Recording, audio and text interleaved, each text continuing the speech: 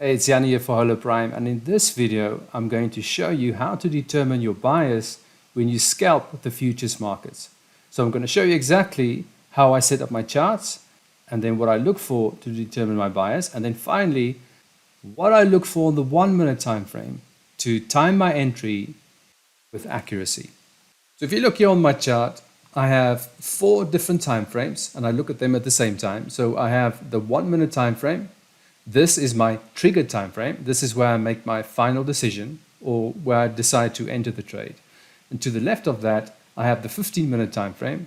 And below that is the half an hour, and to the right of that is the 1 hour time frame. On the indicators I have on the 1 minute time frame is basically the VWAP. I've got the volume profile, that's the point of control. And on VWAP, I also have the 1 standard deviation and the 2 standard deviation.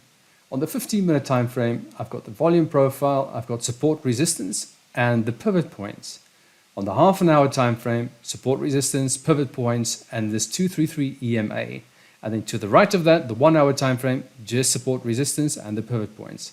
Now, when it comes to determining your bias, what I'm looking for is I want to see at least 2 of these time frames telling me the same thing. In other words, they're both going to give me a bullish closed candle or a bearish closed candle. So if you look, this is pre-market, so obviously I won't be interested in price action right now, but at the moment you can see the price action here on the last closed candle on the 15-minute is bullish, and on the half an hour the last closed candle is also bullish. So my bias would be bullish. Now from that point I will move over to the 1 minute time frame, and I want to find an entry that agrees with what I see on the longer time frames.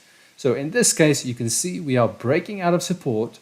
Do you take the breakout? No, you don't take the breakout, you take the retest. If you're going to try to trade the breakout, you are going to expose yourself to a lot of potential false breakouts.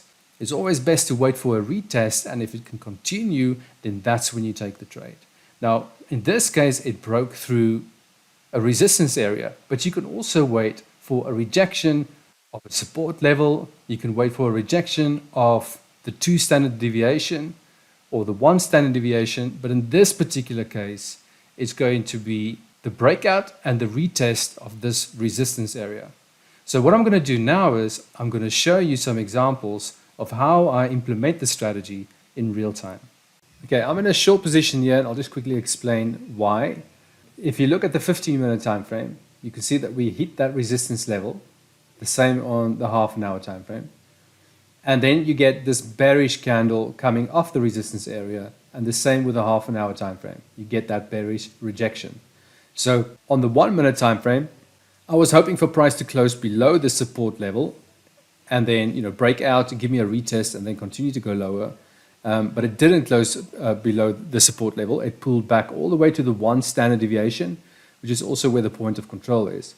So that is a resistance area, the 1 standard deviation. So that is where I would like to take the entry, and that is where I'm in the trade at the moment. We could be in for a range. It could go all the way to the pivot point here. Probably won't leave my trade open for that long. I'll probably go for the support level, yeah. Get ready here. So that was a nice little trade. There's another potential trade with the breakout. Now we're getting a retest. So I just want to see it failing here, and then I'll take the trade. Basically what I'm waiting for now is for this to give me another breakout, just to close below the support level. May get it in this candle. Yeah, that looks like it's going to close below. There's 5 seconds left. I'm just going to get ready here. Okay, now just a new candle needs to break the previous candle's low. Okay. So I'm in on that trade. As I've mentioned earlier, it's likely to go to the pivot point, but I just want to take like a 1 to 2, then I'll be happy with that. We're getting very close to the pivot point, so I just want a little bit more, and then, okay, that's pretty close. I think I'm going to get out there. So that was also a nice, decent little trade. So to recap, what I look for is confluence on at least 2 out of the 3 longer time frames. They have to agree with each other, at least 2 out of the 3. If I can get a setup on the third one that agrees with the 2 out of the 3, that means I've got 3 out of the 4 time frames agreeing with each other. And then the trigger time frame, the 1 minute time frame, will be based on something solid, like a breakout and a retest of resistance, or a bounce of the 1 standard deviation or the 2 standard deviation, or whatever you're looking at.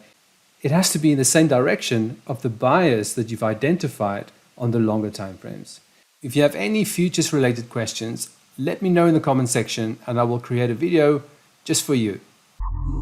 Hola Prime, trade with transparency.